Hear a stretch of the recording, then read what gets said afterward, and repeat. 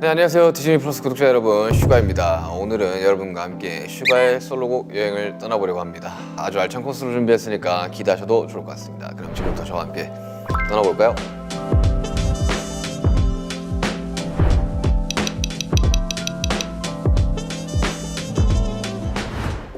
첫 번째 여행지는 바로 어거스트디입니다.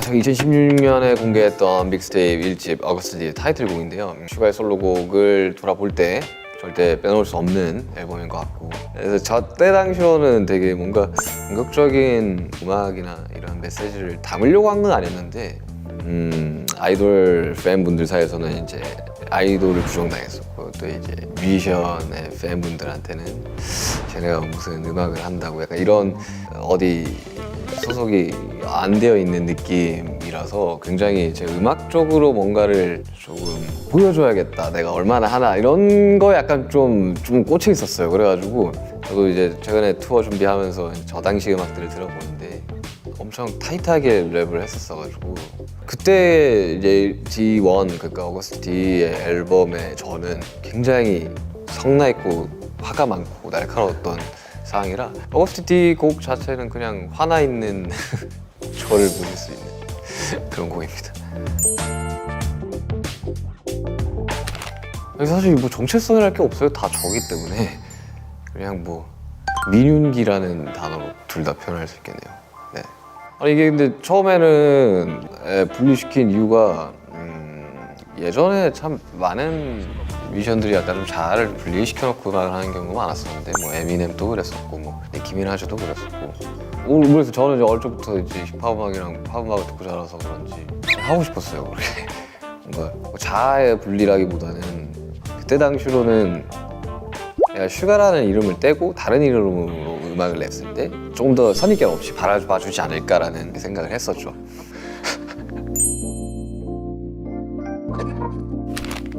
D1은 확실하게 있어요. 분노가 굉장히 많았던 시점이라 2016년이면 정말 저희 이제 방탄소년단이 뭐라고 표현했냐면 지옥에서 살아 돌아왔다라고 이야기할 정도로 사방팔방에서 정말 수많은 공격과, 왜 그런지 모르겠지만 굉장히 많이 공격을 받았었어요. 그거는 왜 이렇게까지 우리를 미워하지? 라는 거에 좀 많이 초점이 있었고, 굉장히 분노가 가득 차는 상태였고, 지금 생각해보면 정말 좀 시기 어린 생각일 수도 있는데 뭔가 꼭 성공해서 복수하고 싶다라는 생각을 굉장히 많이 하고 살 때였어요. 원래 제가 음악을 어릴 적부터 참 수많은 반대를 받으면서 음악을 시작을 했고, 뭐 지금까지 왔지만 그 항상 증명해내고 너네 말이 틀렸어 라는 거를 꼭 하고 싶었었거든요.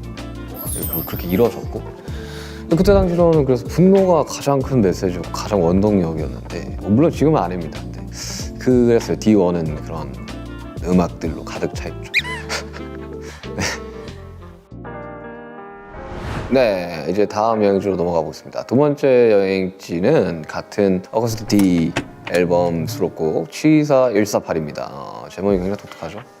어린 시절 타고 다녔던 두 버스 번호를 나란히 이어붙인 건데요. 제가 고등학교 때 스튜디오에 취직을 해서 이제 학교 마치면 가서 이제 일을 할 때였는데, 그때 이제 동성로에서 저희 집까지 오는 버스 번호가 724였고요. 148은 서울에 올라온 뒤에 이제 저희 숙소에서 고등학교까지 타고 다니던 버스 번호입니다. 저의 약간 그 고등학교 시절에 빙의해서 좀 써왔던, 2016년이면 지금부터 거의 한 7년 전이죠. 7년 전이면 제가 그때 24, 뭐 5 요럴 때인데, 고등학교 때부터 어쨌든 저는 스튜디오에서 일을 했고, 처음 저작권협회에 곡을 넣어 들어간 게 18인가 그랬어요. 17인가 18인가 그랬는데, 그때 이제 태국에서 이제 음악하면서 참 여러 가지 에피소드를 좀 담은 그런 곡이죠. 꼭 성공을 해야겠다라는 생각이 참 고등학교 때도 컸는데, 그거에 관련된 이야기들을 좀 담았죠, 그 음악에. 저는 좀 연습생 이 남들이랑 좀 달랐어요. 그래서 저는 그때 오디션 당시에 랩 부분, 뭐 춤, 뭐 작곡 이렇게 세 분야가 있었는데, 뭐 랩은 계속 했으니까 이제 랩 오디션이랑 작곡 부분 오디션까지 같이 본 거죠. 그래서 저는 처음에 연습생 됐을 때 다른 친구들은 일주일 내내 연습을 한다 치면 일주일에 한 2번 정도 그냥 간단한 율동 연습 같은 거를 시켰었고, 나머지는 작곡가들이랑 살았었어요. 저는 그때 당시로 실제로 활동을 하고 있던 작곡가들 옆방에 제 작업실을 주셨고, 거진 작업실에서 살았었죠. 그리고 그때 당시로 써놨던 곡들이 많이 들어가기도 했고, 첫 믹스테이프에서도 어거스트 D라는 비트도 사실 고등학생 때 만들었던 비트였고, 뭐 지금이야 클리어가 돼서 제임스 브라운 노래를 컷해가지고 뭐 만든 그랬어요. 그래서 뭐 열심히 곡 썼습니다. 저는 첫 타이틀곡 쓸 때 나는 프로 작곡가들이 어떻게 작업하는지 몰랐기 때문에 밤을 몇 밤 며칠 새는지 기억도 안 날 정도로 그 방피인이 옆에 앉아있고 조그마한 작업실에서 나올 때까지 근데 그때 이제 프로의 쓴맛을 알았죠. 그리고 뭐 여러 가지 앨범들 작업을 하면서 뭐 화양연화 시리즈 할 때 인트로 작업을 할 때 거의 한 30번 가까이 벌스를 고치기도 하고, 지금이야 그런 것들이 다 훈련이 충분히 됐기 때문에 지금은 작업 속도가 굉장히 빠른데, 뭐 20대 초반에는 뭐 이제 갓 데뷔한 친구들이 뭐 잘해봤자 얼마나 잘하겠습니까? 진짜 좀 많이 좀 쓰고 고치고 그러다 보니까 지금은 이제 외부 작업을 하거나 노하우가 많이 쌓였으니까 이 히트곡을 만들거나 이 곡을 이제 팔 때 좀 많이 도움이 되죠.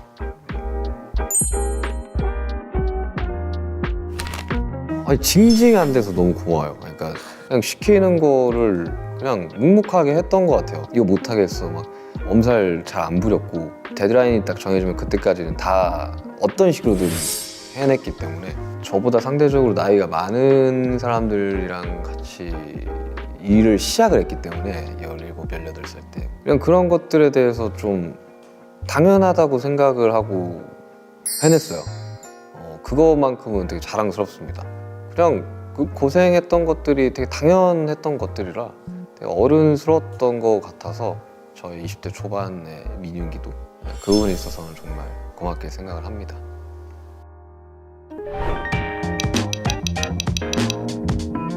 네, 다음 여행지로 넘어가 보시죠. 세 번째 여행지는 2020년 5월에 발매한 믹스테이프 2집 D2의 타이틀곡 데시타입니다. 제가 한국 전통음악에 굉장히 관심이 많은데요.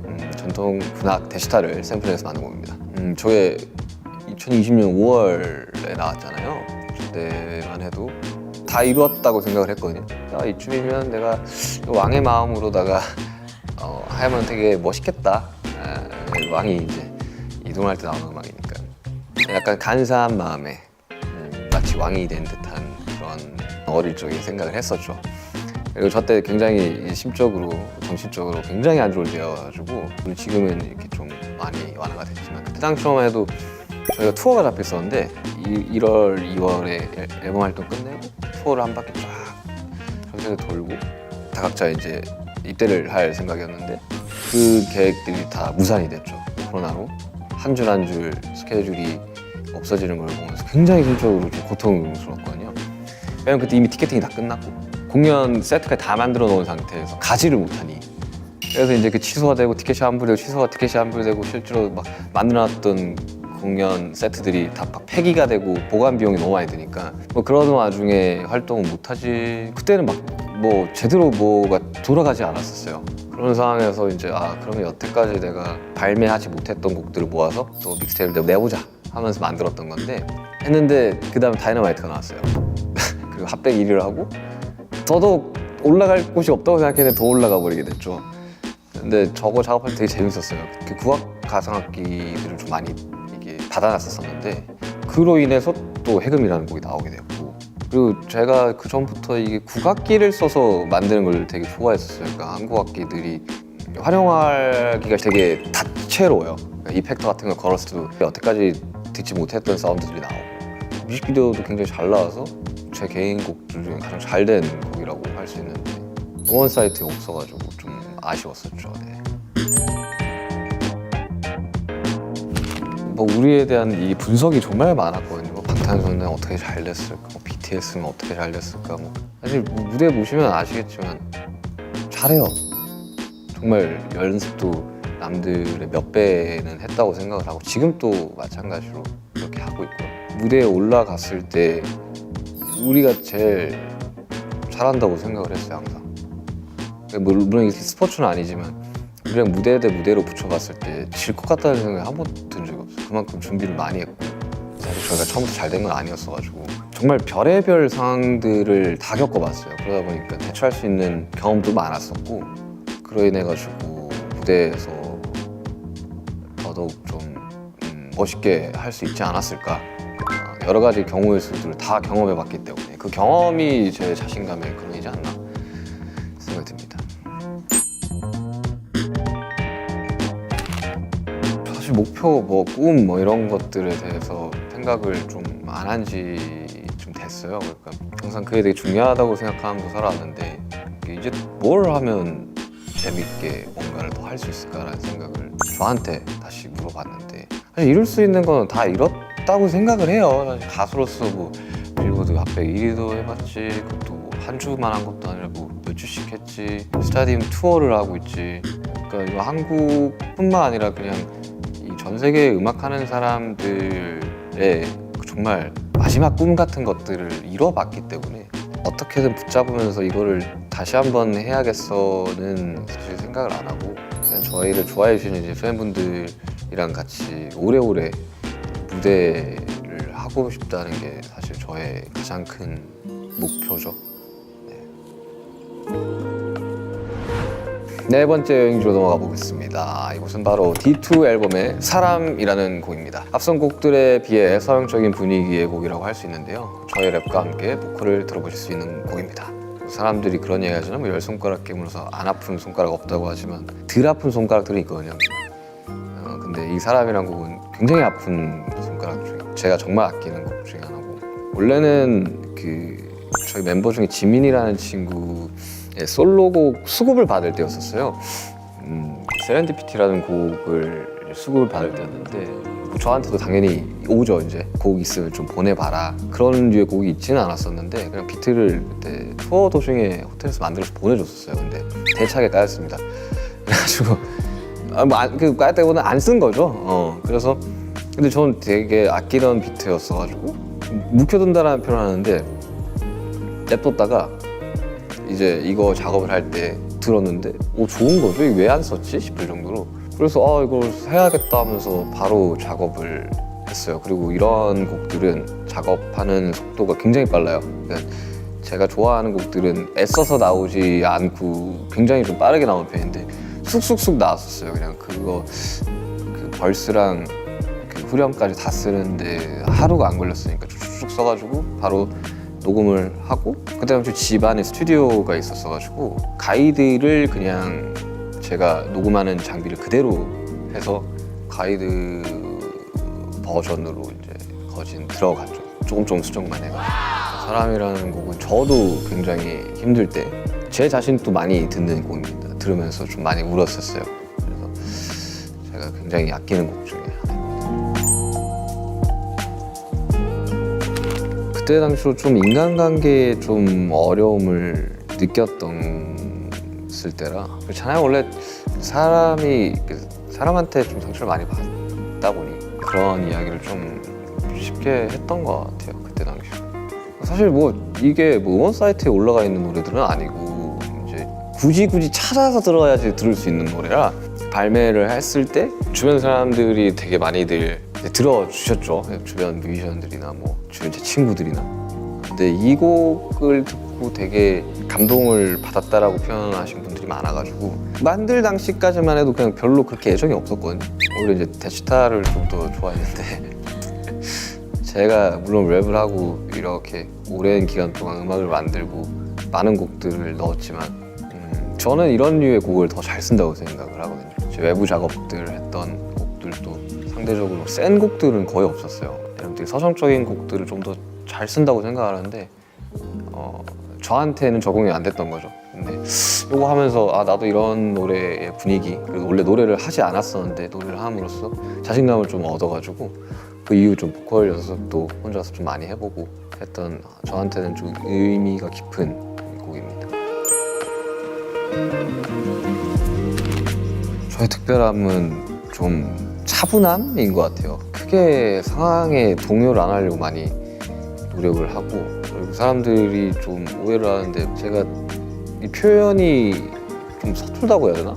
특별히 막 칭찬을 하기도 좀 어려워하고 칭찬을 받는 것도 어려워하고 잔잔함을 좀 유지하려고 하는 게 저의 특별함인 것 같고, 슈가만의 평범함이라고 하면 거기서 그 가사에서 이야기했던 특별함과 평범함은, 저는 연예인으로 지금 10년 넘게 살고 있지만 이제 비연예인 분들이 일상적으로 할 수 있는 것들이 저한테 굉장히 특별하거든요. 그래서 이제 반대로 저의 평범함은 많은 분들이 경험해보지 못한 것들이 저한테는 평범하겠죠. 뭐 스타디움 투어라든지 수많은 뭐 해외 시상식이라든지, 이게 물론 굉장히 특별한 경험이긴 하지만, 그리고 또 많은 팬분들이 도움을 주셔서 가는 굉장히 특별한 경험이긴 하지만, 그 누구나 할 수 있는 건 아니라고 생각을 하거든요. 그래서 그런 차이가 있는 것 같습니다. D-Day. 자, 아쉽지만 벌써 마지막 여행지를 살펴볼 시간입니다. 이번 코스는 바로 다가올 저의 첫 공식 솔로 앨범 D-Day입니다. 네, 드디어 발매 소식이 공개가 되었죠. 이번 앨범에서는 앞서 소개해드린 두 앨범들 이후에 생겨난 저의 새로운 이야기들과 보다 다채로운 모습들을 보여드릴 수 있을 것 같아요. 특히 D2 앨범에서 사람에 이어서 이번 앨범에는 국힙 원탑 아티스트인 아이유 씨와 함께 사람 파트 2가 수록되어 있으니 조금만 기다려주세요. 그리고 이번에는 특별히 신경 써서 기존 발매곡들과 신곡들의 라이브 클립도 섞여 담았으니까요. 투어 전에 라이브 클립으로 제 노래를 먼저 즐기실 수 있을 겁니다. 많이 기대해 주셔도 좋습니다. 저는 항상 앨범을 낼 때 10개씩 넣었는데 이번에도 10개가 들어왔거든요. 그래서 어떤 사람이 들었을 때는 에이 하던 것도 했네 할 수도 있고, 어떤 사람이 들었을 때는 이런 스타일도 한단 말이야 싶을 정도로 좀 다양한 스타일의 곡들이 들어가 있고, 뭐 이야기를 했다시피 뭔가 제 개인적인 트라우마와 개인적인 분풀이로서 이런 앨범들을 만들었었는데, 그거에 관한 조금 어른스러운 시점에서 좀 정리를 한 앨범이고, 그로 인해서 좀 완전한 해방이 되지 않았나. 굉장히 홀가분합니다. 그리고 이 앨범을 통해 가지고 뭐 많이 기대하는 건 없고요. 그냥 팬분들이 듣고 정말 즐겁게 즐겨주셨으면 좋겠다라는 생각이 가장 큽니다. D2도 과거가 돼버렸죠. 그러니까 이번 D-Day 현재죠. 그리고 실제로 그런 가사들이 많이 나오고요. 정확하게 이야기하면 더 이상 나의 과거에 대한 이야기를 할 게 별로 없다는 거죠. 다 했다는 거죠. 그래서 되게 현재에 집중을 했고, 그리고 많은 사람들이 과거를 부끄러워하고 미래를 두려워해서 사실 현재에 많이 집중 못하고 살잖아요. 저 또한 그렇고요. 현재에 좀 집중해서 살아보자라는 메시지를 담은 곡들도 있습니다. 그래서 많은 기대를 해주셨으면 좋겠습니다. 저 개인적으로는 조금 더 잘할 수 있었을 것 같은데 라는 생각이 들지만, 뭐 모니터를 하셨던 분들은 괜찮은데 이렇게 말씀하셔서 그건 제 욕심일 수도 있는데요. 아쉬움이 조금 있지만 그 아쉬움을 이제 투어로 이제 조금 또 풀 수가 있으니까요. 약간 좀 몸풀기 느낌으로 꼭 필히 시청을 하시고 콘서트에 오시면 참 좋겠습니다. 네, 이렇게 슈가의 솔로곡 여행을 통해 꺼내본 저의 성장 스토리는 어떠셨나요? 곧 디즈니 플러스에서 공개될 슈가 로드 투 D-Day에서는 다시 한번 꿈을 찾아가는 저 슈가의 이야기를 만나볼 수 있습니다. 오늘 이 시간 나눈 이야기들 잊지 마시고 4월 21일 디즈니 플러스에서 공개될 슈가 로드 투 D-Day도 많은 기대 부탁드립니다. 감사합니다.